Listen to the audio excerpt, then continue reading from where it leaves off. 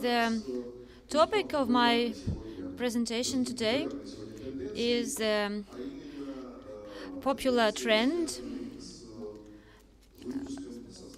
which is to do with the issuing or implementation of digital currencies of central banks. Recently, a survey was published about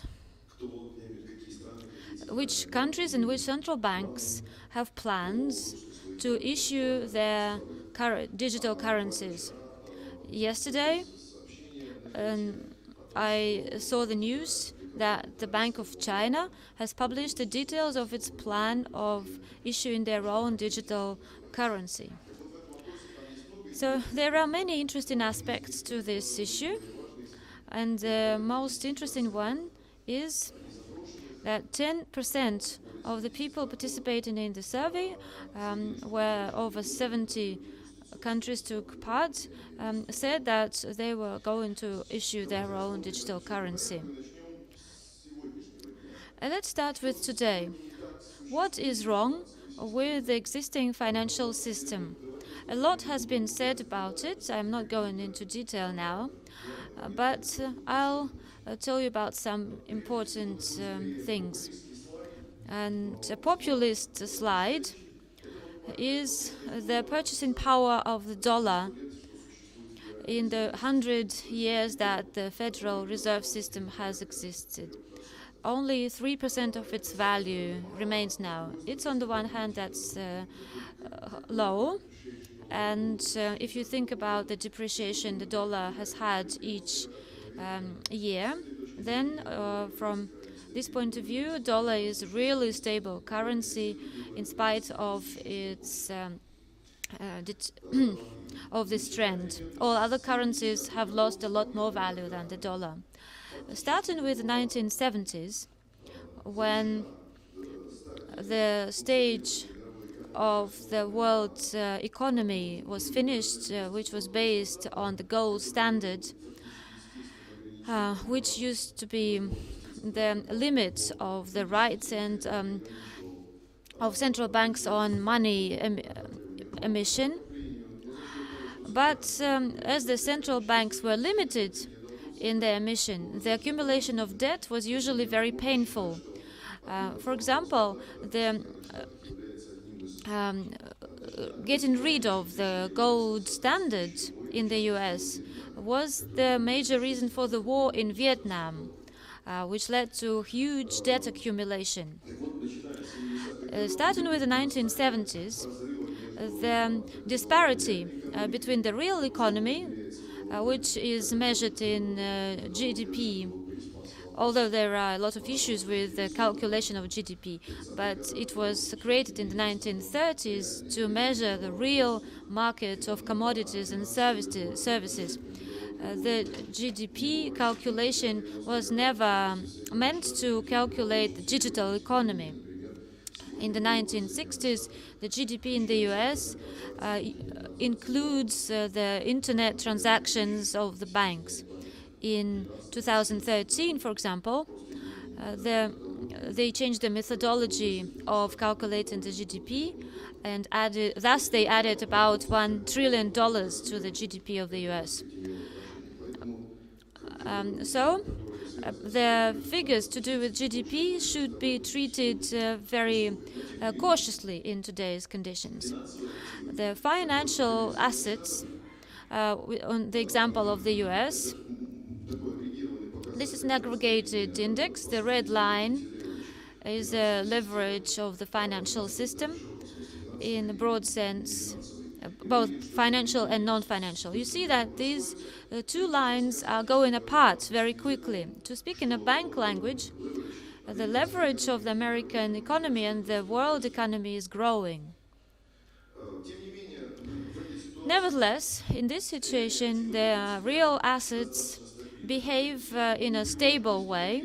I am not giving you any figures, although this can be proven in statistical and quantitative way.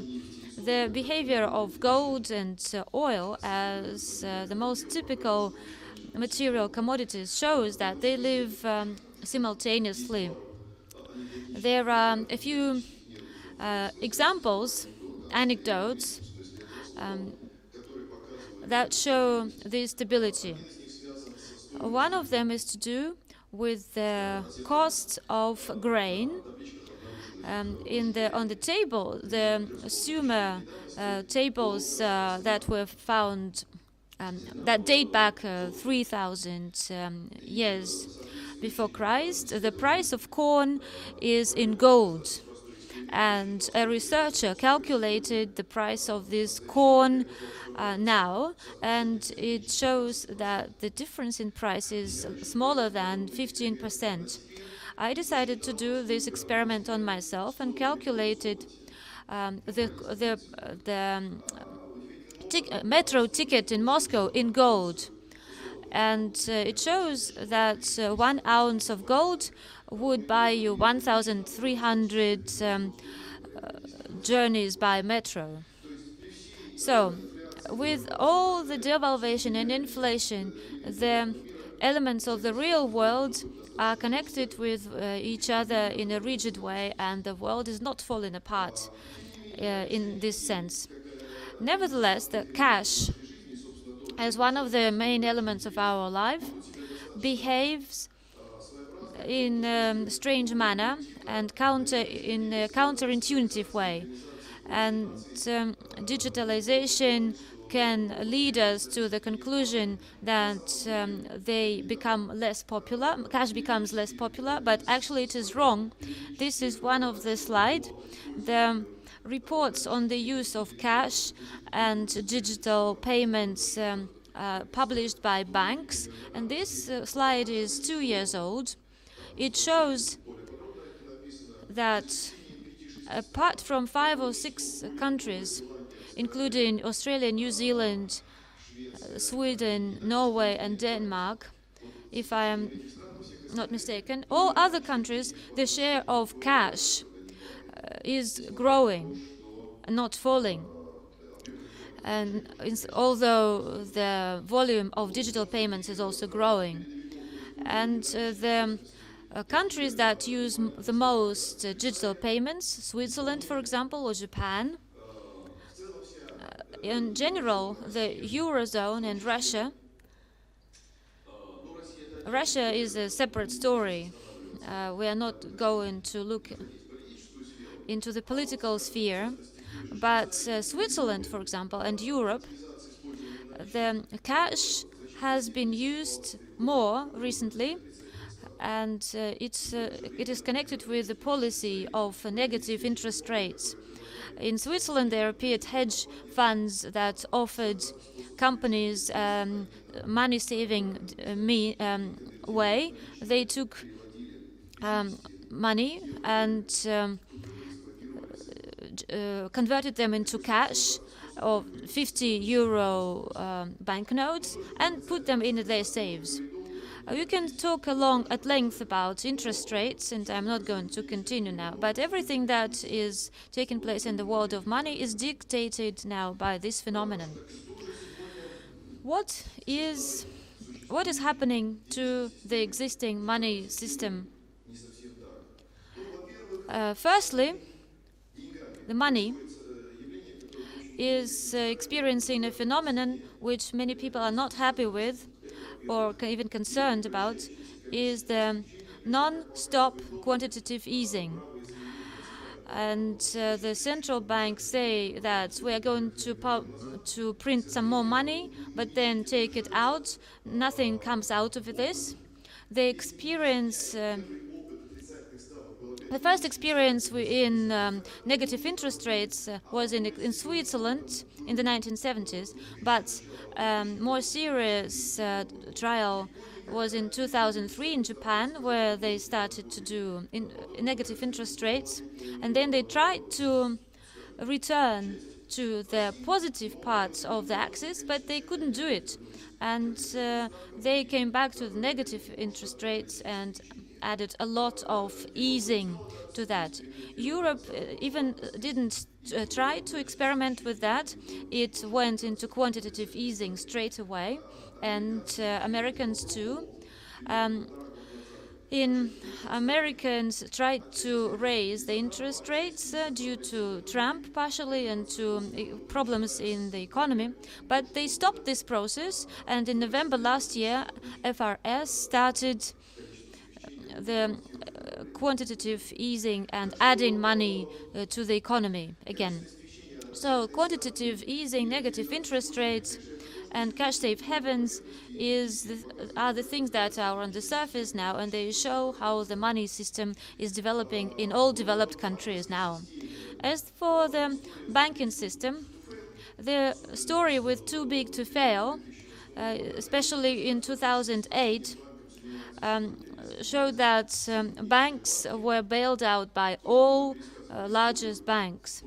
I'm not going to retell you the story of the post-crisis, but one characteristic of this crisis is what is written in the first block of Bitcoin, that the British Treasury has started to bail out the banking system.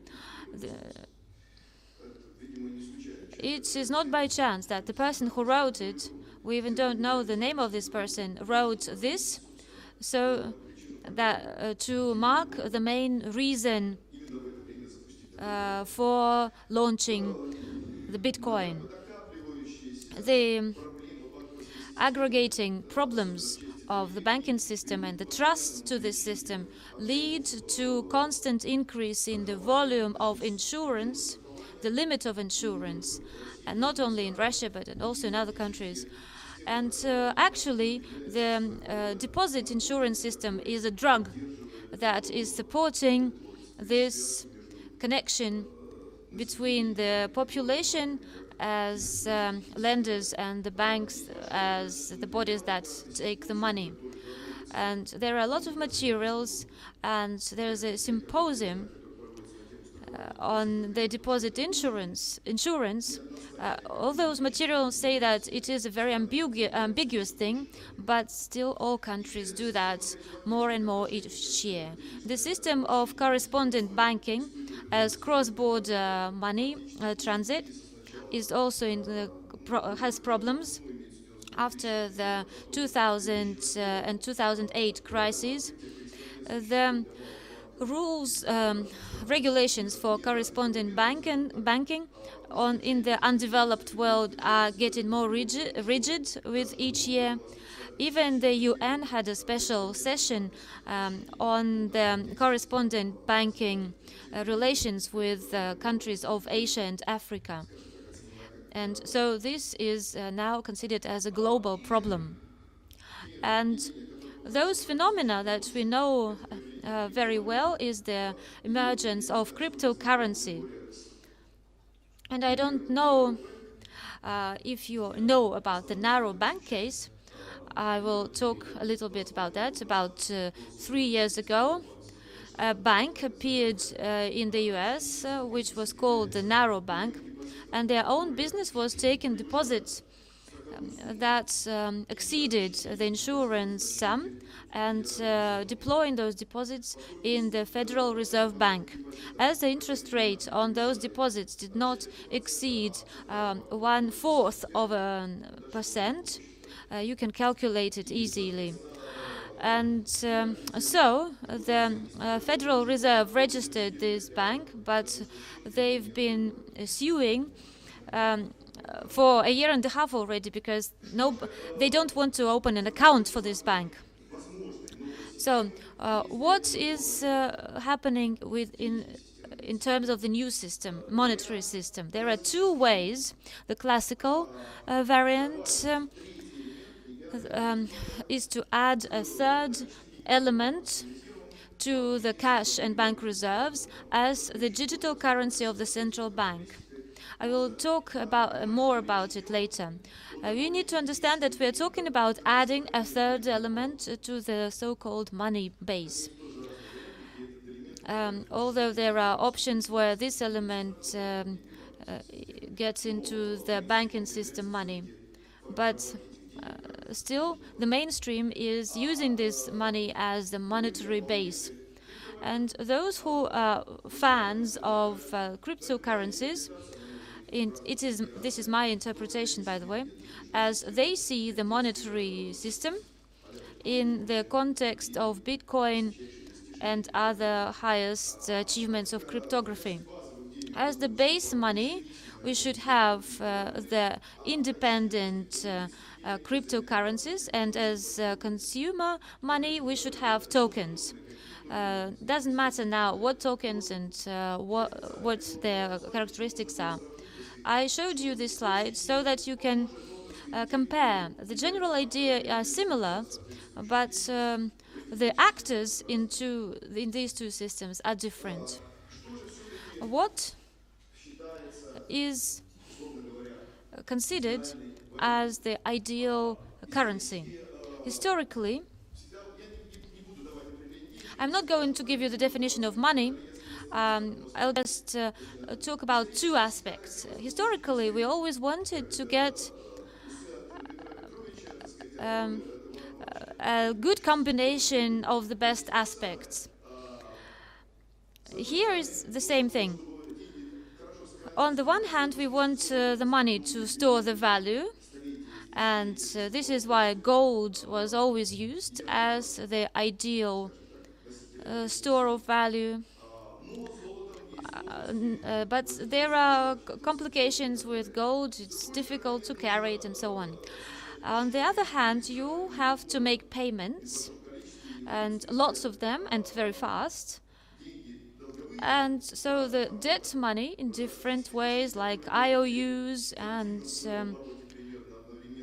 which appeared in the times of crusades, they are competitors, and these two things, the technologists try to combine these two things, and so the appearance of cryptocurrencies and the opportunity to issue digital currencies of central banks seems to be to combine these two main aspects. This is something I'm not going to comment on. I think you know this picture. I just put it in so that you see it. This is one of the first taxonomies of digital currencies. A nice methodology. And the only thing I want to say about it is that it shows the characteristics of peer-to-peer operations and the emission of this money, either by central banks or non-central banks, and whether this money is digital or not digital, and whether it is universal or not universal. So this methodology is developing and gets adapted, but the basic thing looks like this. The last development in the context of digital currencies of central banks is dividing them into 4 purposes. So there are 4 categories that are the most popular and the most widespread. They are retail currencies, wholesale or bank currency, bank reserves, the so-called cross-border currencies for international settlements, and hybrid currencies. I'm going to talk about each one in more detail. In terms of technology, the 2 basic options, account-based and token-based, and also there are 2 level currencies in terms of technologies.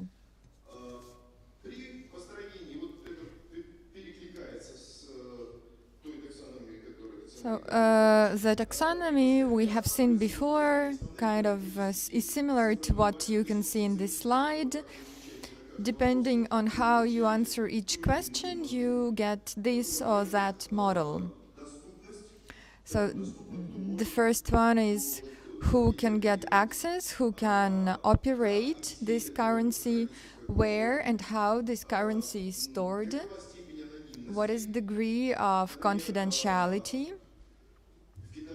For example, in the Chinese system, anonymity is partial, and it is expected that currency will be connected, so the token itself will be connected to a certain smart contract that can establish limitations both for the purpose of its application and the quantity, the number of times this token can be used. So it becomes a kind of a managed rocket, a missile that knows where it's going to fly, how long it's going to fly after it leaves its owner, and so on. Then, presence of interest rates for such currencies is also under discussion, and we should say that when it comes to conversion parameters and paying off the debt, this currency can gradually be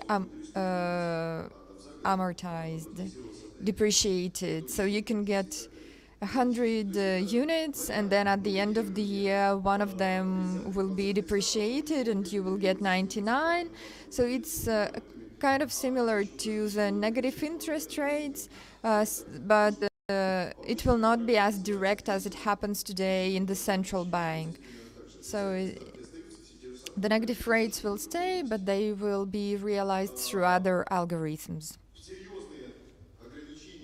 There are serial limitations or advantages for such currencies depending on the settlement time, and also when it comes to bank currencies, bank reserves, that's whether your settlement are final settlement are immediate or periodic. Possibilities of programming. So these are not just banknotes, but smart contracts that may create a lot of features and provide a lot of variation for this currency. And another key question is opportunity of crediting in this currency, and if it's possible, then who is going to do that? It is interesting that blockchain is present in these projects, but it is not dominating. So the experiments that we have do not include blockchain by definition. There are three options of private blockchains under tests. So they started with Ethereum platform, but now experiments with centralized model are rather popular. So now I'm going to talk about each type of currencies. So retail currency. Here you can see a short list. Now it's actually longer. China should be included. E-krona is the pioneer of retail currencies. Because in Sweden there is a sharp decline in the volume of cash, and to maintain the inclusiveness in Sweden, the Central Bank of Sweden is implementing e-krona project. Now they have prepared a project of the law, and they are at the stage of testing a practical model. And if I'm not mistaken, there are about 40 suppliers of services and software. So if you go to the Bank of to the website of the Bank of Sweden, you can see that they attract more and more contractors for e-krona. The opposite example in Ecuador was Dinero Electrónico, when they attempted to skip from feudalism to socialism, so they didn't develop the system of cash. turnover, and they tried to switch immediately to electronic money, but this attempt didn't have any positive result because they used just one telecom provider, and it wasn't good enough to cover the entire territory of Ecuador and provide access in remote areas. The main features of universal currency is that it's accessible 24/7. Here you can see another interesting feature. To get this type of crypto cash, you have to open a direct account in the central bank. So it's not issued in the commercial bank account, but at the central bank. For example, in Switzerland, 1.5 years ago, there was a referendum on Wohlgeld project about transition to direct accounts of the citizens in the central bank. It failed, so the people didn't vote, but about 30% of population supported the changes. And this idea is used as an assumption in many projects. This idea also solves the problem of fast payments, because, for example, in the US, fast payments for the population are still a terra incognita. So you have to pay through banks, which is slow and inconvenient. So talking about the technology, the University College of London model is used, RS coin, and it is used for many other projects too. In terms of blockchain, it is expected that the central bank will issue money and the banks will be the nodes in the system.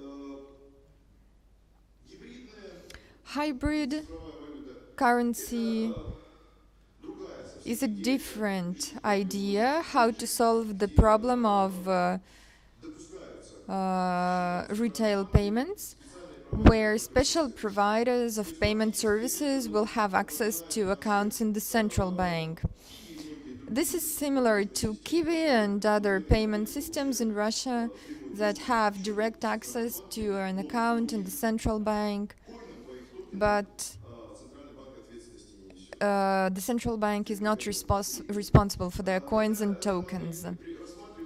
This model is attractive because it's easy, it's cheaper compared to the retail currency, and it's less painful for the banking system and is more predictable.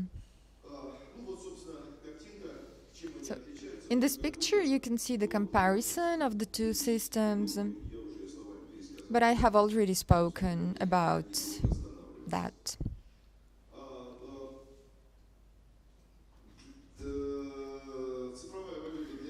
The digital currency for banks, for wholesale, is an idea that is developed by the central banks that didn't develop their payment system before, like Canada, Singapore,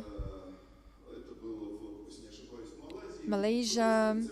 So there is a number of countries who failed to create their own target, and they thought that instead of catching up with everyone else, they will try to create an experimental model based on blockchain and different forms of crypto money. The main targets and objectives are shown here. The main thing is that these systems exist in addition to the traditional payment systems. Also, they have a certain degree of finality, settlement, like by minute or by hour or by day. So information is not transmitted instantly. There are opportunities for liquidity management. And if you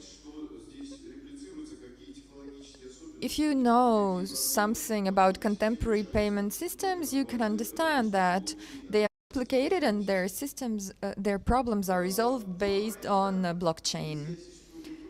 I will mention two projects here. That's Jasper, that started with Ethereum, and at the next stage, it was based on Corda. And Uben, it's a project from Singapore. Jasper is from Canada, and it's also based on issuing tokens similar to the Singapore dollar and creating a second system that provides settlements. A feature of the system is that they have tested 3 different platforms, and inside the settlement system they don't only have transfers of money but also payment against payment and delivery against payment. So that's a simpler version of another system that I'm going to talk about just a bit later. And the data is virtual, so the data is not located on servers, but it's stored in the cloud. And this is the first time cloud technology is used for storage. Cross-border currencies and systems are a hit of the season, very popular, and they might be the first, even compared to retail payments, because the time, the length of cross-border payments is usually very long, and that's disturbing. And they can be based on traditional systems like modification of SWIFT and implementation in all countries. The second model is when the central bank becomes kind of a super correspondent bank based on the like, and they become the center for all other banks, or the use of digital currencies themselves as a tool for inter-country settlements in 3 different ways. The first one is country, the second one is when the currency can be used in different countries, and the third is creating a universal currency available for all countries. Now they are experimenting with these models, and which of the 3 courses will be the first to come to the finish, we will see just a bit later, but the competition is already running. As an example, as a practical example of such solution, I would like to give a project, Stella. It's implemented together with the Bank of Japan and the European Central Bank. It inherited the ideology of target to securities, and in one payment system there will be 3 types of assets: cash, securities, and tokens or collaterals. I didn't write tokens here because there are a lot of arguments whether securities can be tokens or not, and that's why these are 3 objects that circulate inside one system, and they have payment-to-payment and delivery-to-payment mechanisms, and to maintain the independence of the central bank, each central bank can have its own blockchain and the cross-chain technology and cross-chain transactions.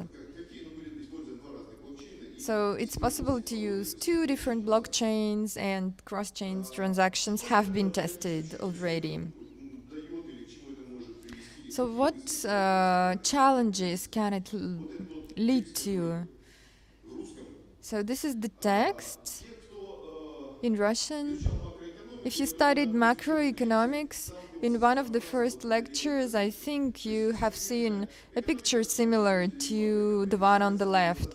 So traditional economy is a very simple construction where the main economic resources are presented as contracts that exist on paper, and the markets and economic system provide circulation of these contracts.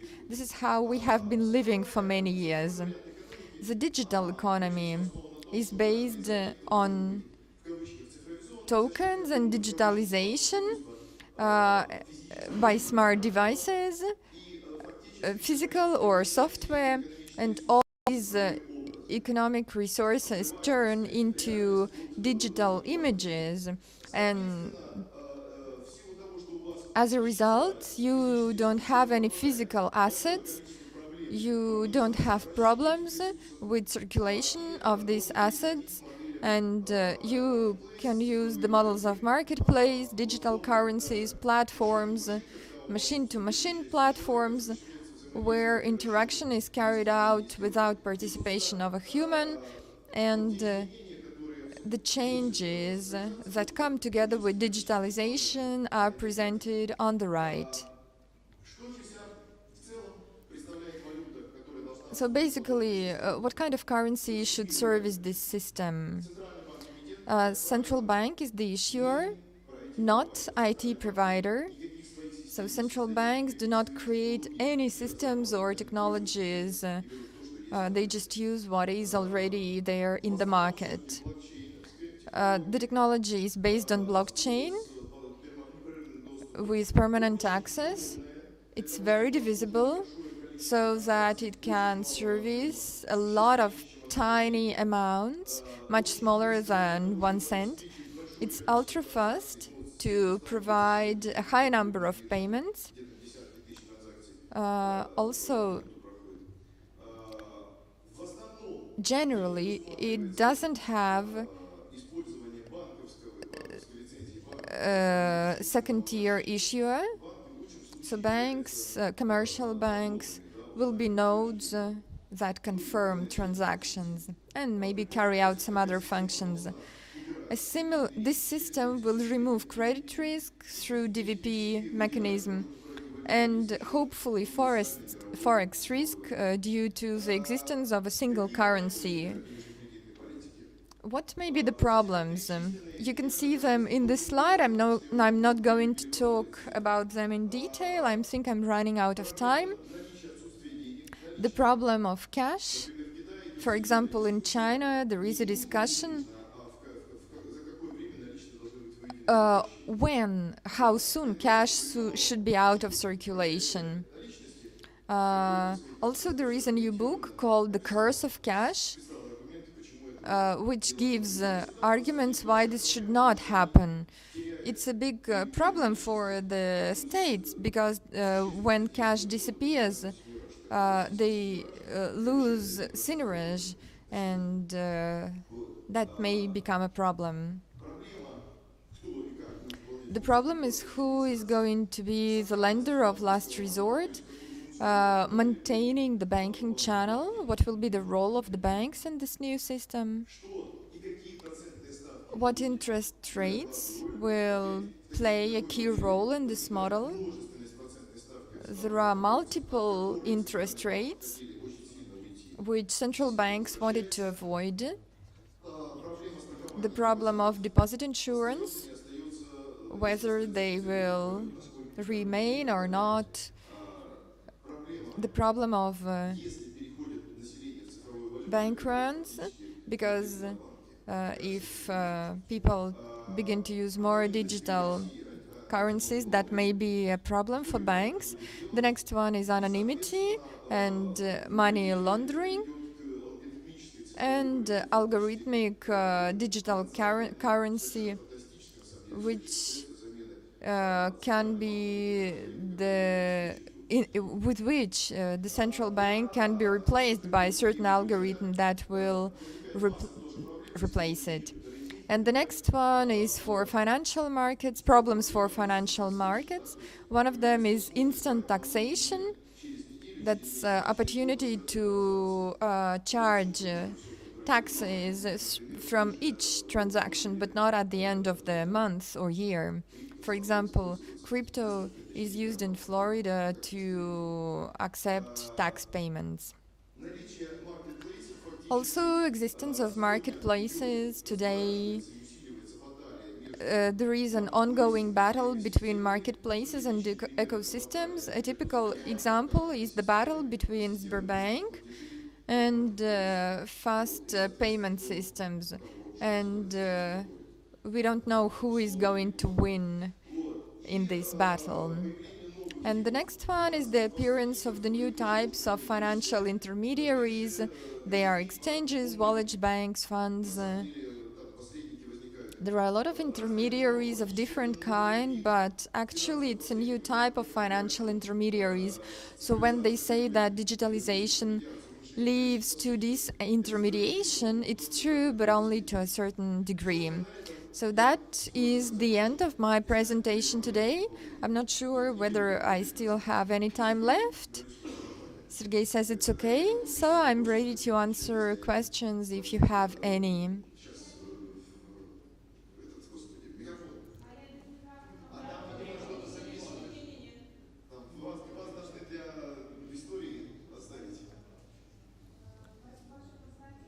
Thank you very much. It was a very interesting lecture. What do you think are the prospects for creating a similar system in reality in Russia and the EU? In EU, it's like a Trojan horse. We can imagine that a similar system, the idea of creating a universal digital currency, may be created, but the possibility is not very high. Because I heard a phrase that the emission of currencies is as important for sovereignty as the army. So if you take all the countries and look at the countries that have their own currency and their own army, you will very easily spot the independent countries. So universal currency for the EU means sovereignty for the EU, but not sovereignty for each country. And the plans are to do that after 2024, and that's kind of a very long term.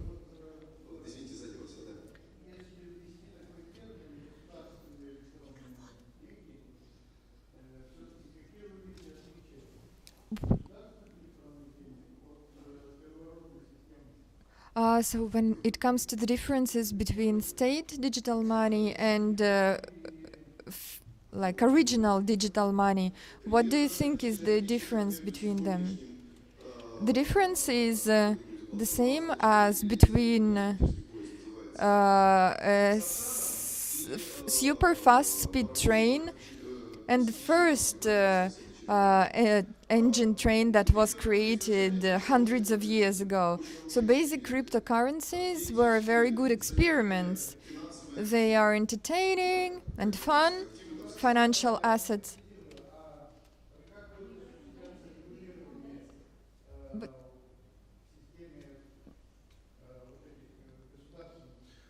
But when it comes to regulation, they will be regulated in the same way as regular money. So they will be regulated as the normal money. And the crypto systems will be regulated in the way. Alexei is going to talk about that today. And we are going to have a discussion about that. But I think that Basel Committee has already made all the necessary instructions, limitations.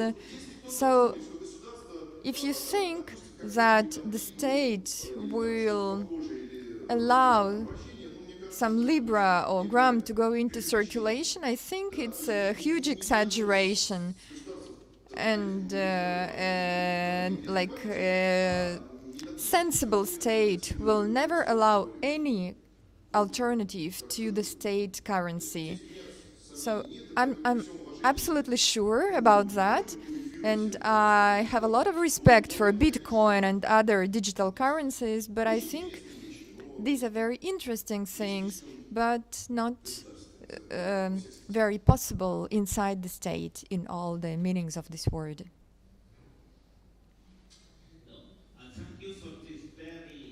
Спасибо за вашу удивительную презентацию. И я хотела бы попросить вас рассказать поподробнее о, о, об отсутствии защиты личных данных при использовании денег Центробанка, потому что мне кажется, что в последнее время защита личных данных все меньше и меньше используется в транзакциях Центробанка, и в результате это нарушает нормы демократии. Thank you for the question. I will start with the fact that in many countries, including Russia, one of the key problems is the problem of privacy. So the regulation in Europe, a recent law in California in the US, our legislation are devoted to this topic. And I think it's going to develop, and not directly, but the state will pay a lot of attention to privacy.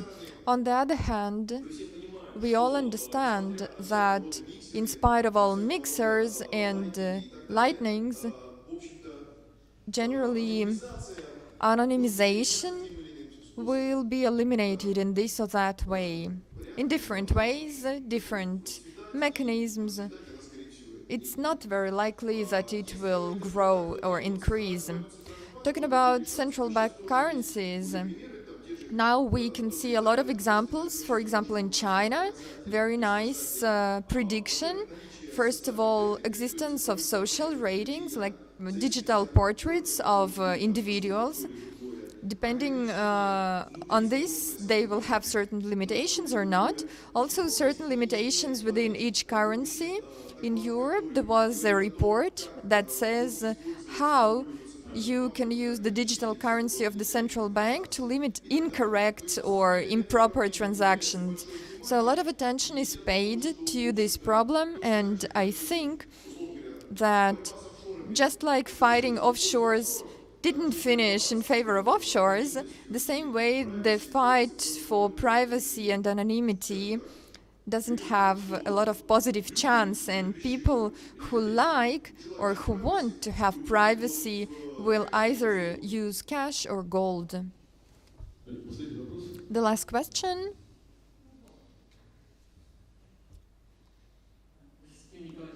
Thank you very much for your presentation. A lot of ideas and thoughts, a lot of food for thought. I have seen a news recently that by 2035 Russia will stop using cash. How possible do you think it is? And you were talking about programmable currencies. If they are used, do you think it's possible that that a currency will have a lifetime, that it will die after a while? And how do you think this currency will circulate in the economy?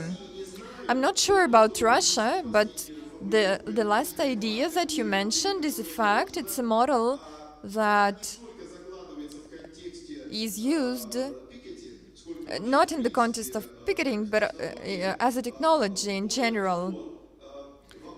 And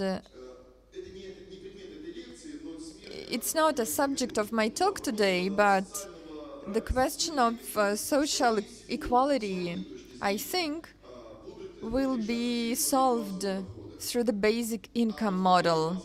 And in the basic income model, through the ticket system. And the use of digital currencies fits very well into this system. It will be like a voucher that people get. So I think this is the model that will exist. It's hard to imagine the exact construction. Talking about the complete disappearance of cash, I doubt it, because today the cost of issuing cash is $15 or $16 million, but the profit of the state is much, much higher. So thank you very much.